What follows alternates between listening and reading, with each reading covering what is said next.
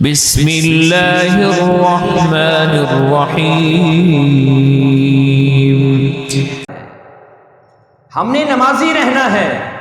رسول اللہ صلی اللہ علیہ وسلم نے ایک نماز کے بارے میں فرمایا تھا، ایک نماز کے بارے میں، جس نے عصر کی نماز ایک چھوڑ دی اس کا کتنا بڑا نقصان ہوا، کأنما وطر اہلہ ومالہ۔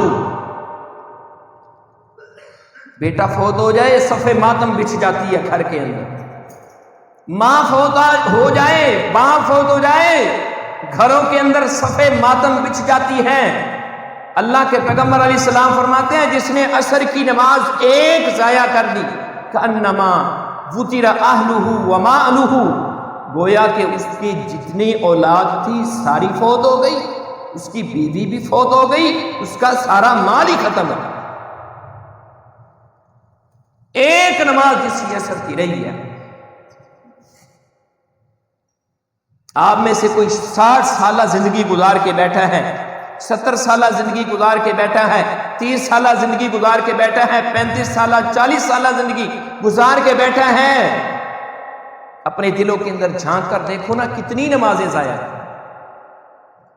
رسول اللہ صلی اللہ علیہ وسلم کو محبت نماز کے ساتھ کتنی محبت تھی۔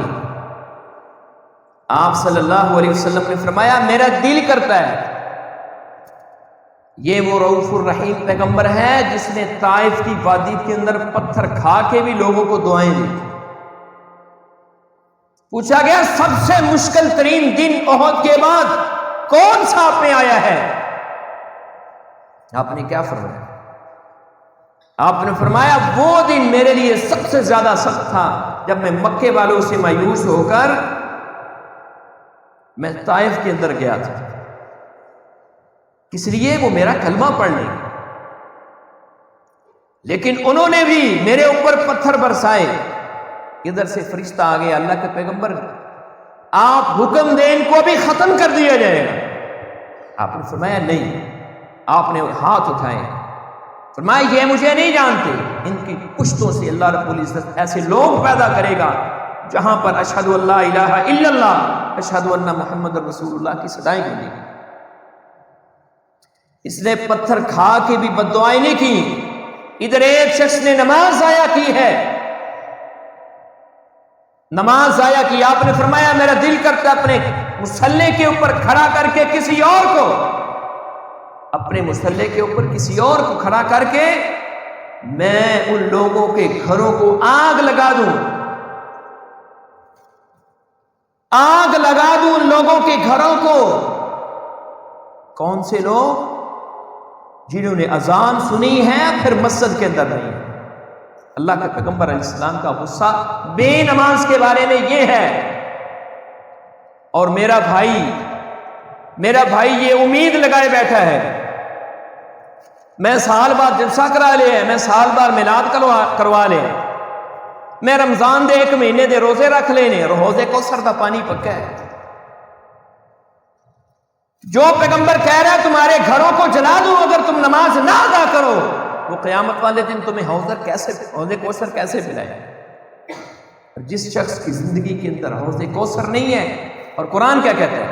قرآن کہتا ہے 4 قسم کے گناہ ایسے ہیں، 4 قسم کے گناہ جن کو کرنے والے کے بارے میں اللہ رب العزت قیامت والے دن کسی بندے کی سفارش قبول نہیں کرے گا۔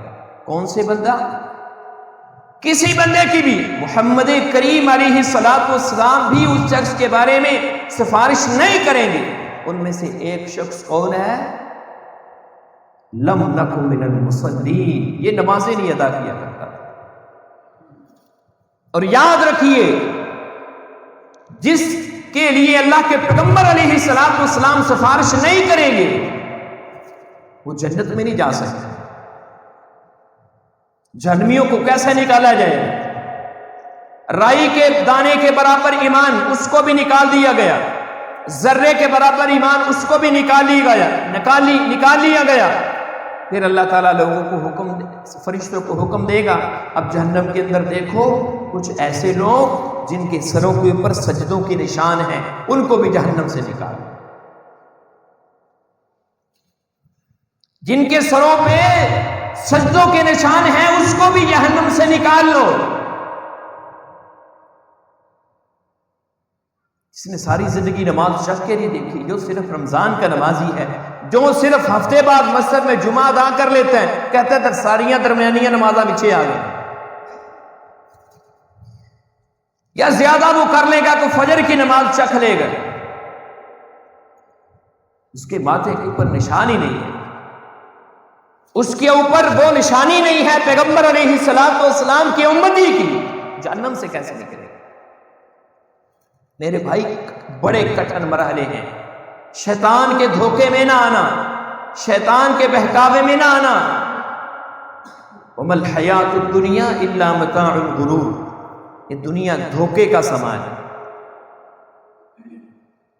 تمہیں صرف چند چیزیں چمکتی ہوئی نظر آتی ہیں، چند چیزیں چمکتی ہوئی نظر آتی ہیں، ان چند چمکتی ہوئی چیزوں کے پیچھے اپنی ہمیشہ آخرت والی زندگی کو برباد نہ کرنا. آسمان کے رب کو منانا بڑا آسان ہے، بڑا آسان ہے آسمان کے رب کو منانا. میں اس کے قریب گیا ہی نہیں. جس طرح اس کی پکڑ بڑی سخت ہے نا، اس سے کئی گنا بڑھ کر اس کی محبتیں بڑی ہیں، لیکن محبتیں ملتی کس کو ہیں؟ اس کو نہیں جو اپنے ہاتھ پہ ہاتھ رکھ کے بیٹھا رہے گا، اس کو نہیں ملے. جو بس دکان پہ بیٹھا ہے اور پوچھو کہتا ہے اللہ کی رحمت بڑی وسیع ہے میں بخشا جاؤں گا، نہیں. اللہ کی رحمت کن کے لیے؟ اللہ کن سے محبت کرتا ہے؟ اللہ کی محبت کو پانا بڑا آسان ہے. یہ انشاءاللہ آئندہ خطبہ کے اندر بیان کریں گے.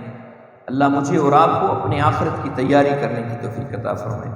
وآخر دعوانا الحمدللہ رب العالمین.